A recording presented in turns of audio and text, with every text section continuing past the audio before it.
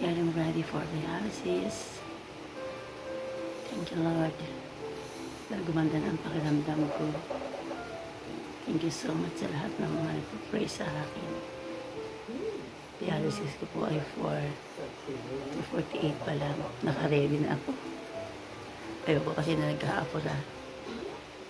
Gusto ko pagdating ng 4 o'clock, paalis na agad.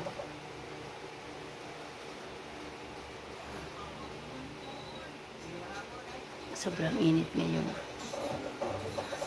Pero,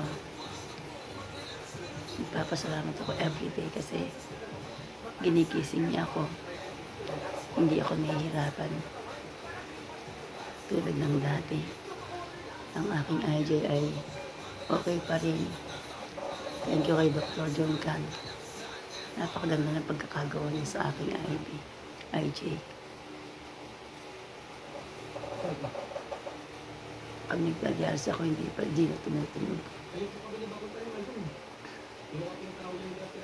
Mas wala ako nagiging problema sa dialysis.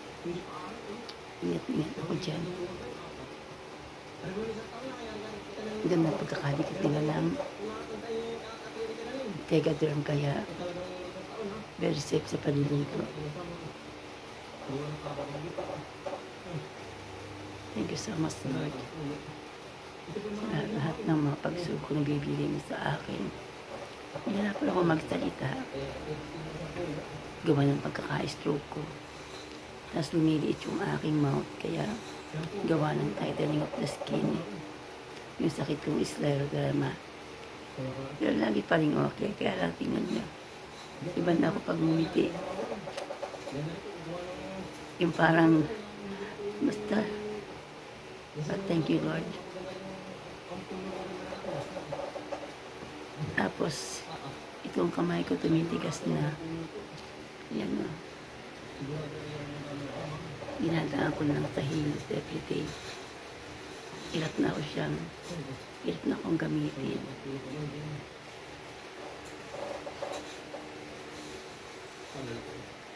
May mga ano ko, may mga rinodes. Pero, at least magaling na ngayon. Tapos, continuous ang aking paglalaway.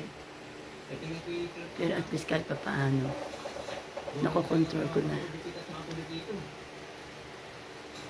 Ang hirap. Ow.